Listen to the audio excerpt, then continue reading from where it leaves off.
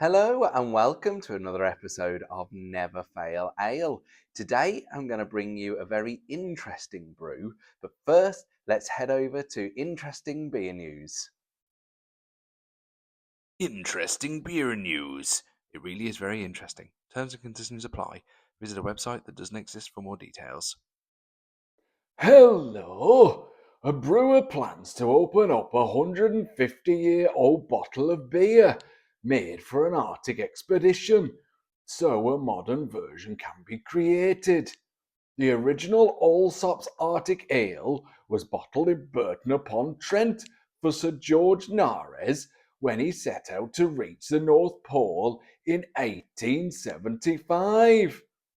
It was later discovered in a box in a garage in Shropshire and sold at an auction for £3,300 in 2015. The buyer was Dougal Gunn Sharp, founder of Innis and Gunn, and he now plans to use the ale to seed a new limited edition beer. The original was designed for sailors enduring temperatures as low as minus 40 degrees C, and it had an alcohol strength of 9%. The beer was said to resist freezing because of its unfermentable sugars, and it had 6 times the calorie content of conventional beer. My goodness, that'd be some tipple. Back to you, Aaron.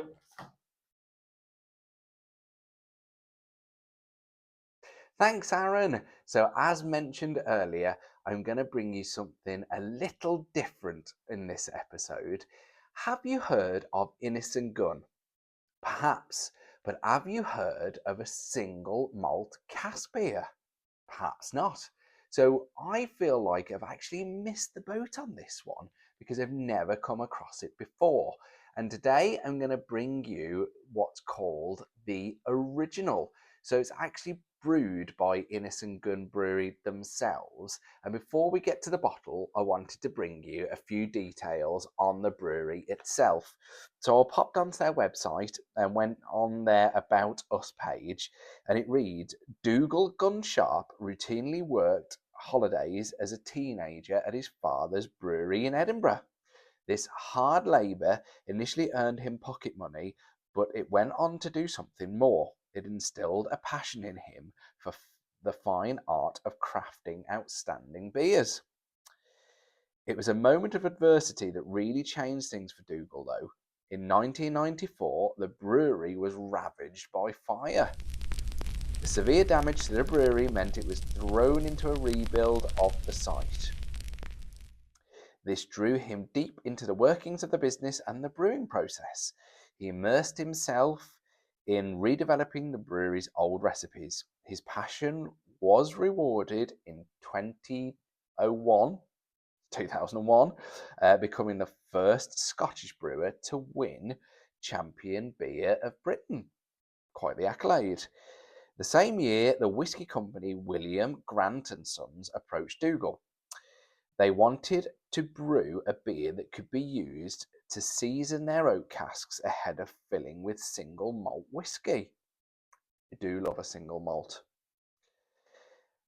A beer finished whisky sounded delicious, different, innovative, and exciting. But it was the flip side of this process that really got Dougal thinking. A beer, matured in the best possible whisky casks, could be incredible. This set him on the journey that would define him and Innis and Gunn. The beer was breakthrough, intriguing and flavour-packed. It was everything that Dougal believed a beer could be.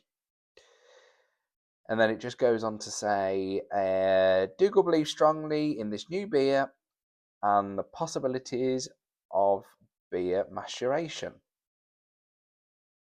So much so that in 2003 he founded Innis and Gunn to bring the original beer and original ideas to the world. So yes, so 2003 was when Innis and Gunn originated. So I come across this beer in I think it was 4 for £7 in Tesco, if memory serves me well. And it just caught my eye because it was something different. So if I show you the bottle, you'll see what I mean. So it's got there Innocent Gun, the original. Single malt cask beer, Scottish golden beer. Now, I was fully aware of Innocent Gun's lager, but I was never aware of this particular beer. And it just has a little bit of information on the back. So it's a 6.6. So it's heavy enough in terms of ABV. The original is single malt whiskey cask matured for smoothness and depth of flavour. So let's get the bottle open and see what I think. Now, it does say on the website to serve this ice cold. I just thought I'd give it a quick smell there just as I open the bottle, and yeah, it is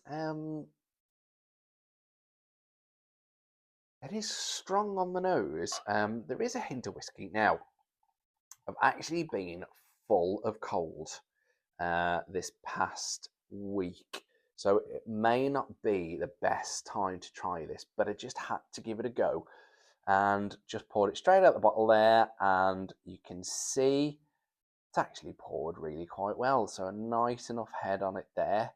Let's give it a smell. Yeah, from what I can smell, it does smell flavoursome. And dare I say it, it does definitely smell like it has a hint of whiskey in there. Whether you'd think that without knowing that it was a single malt, they call it a single malt cask beer, I don't know, but to me, that really is quite punchy. Let's give it a taste.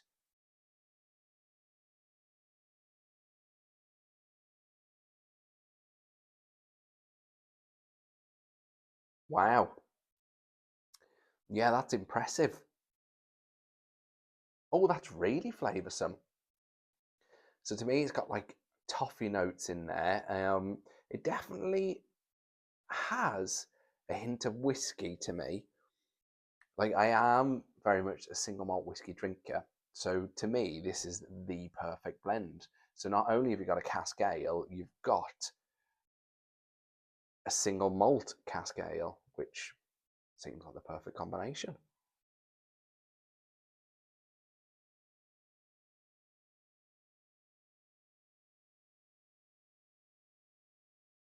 Yeah, that's really flavoursome. So yeah, it's definitely got like a fruity tone to it. Toffee notes as well are in there.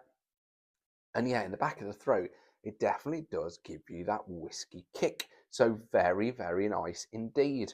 Now, I know Innocent Gun use ale malt, crystal malt, and amber malt in this particular brew.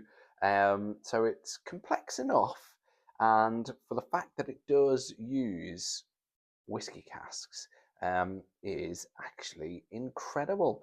So it's such a shame I haven't come across this brew before. Like I say, I was definitely aware of Innocent Gun Lager, but never this particular brew. So I have to say, I'm very, very impressed. And for you to be able to get it in the 4 for 7 at Tesco is actually really good value. So the bottle itself is a 330 ml, so a 6.6 at 330. You can get bigger bottles out there, that is for sure.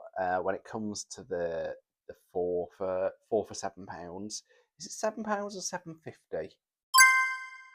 Oh, do you know? I cannot remember whether it was £7 or 7.50, but one or the other. I know you can get like the 440 ml bottles in that deal. But yes, I have to say, I really am very impressed, and it's definitely got a smoothness to it as well. And you can see there, so it's been a while since I poured it out the bottle, and it's still got a relatively decent head to it. So yes, I have to say, I'm really quite impressed. Cheers.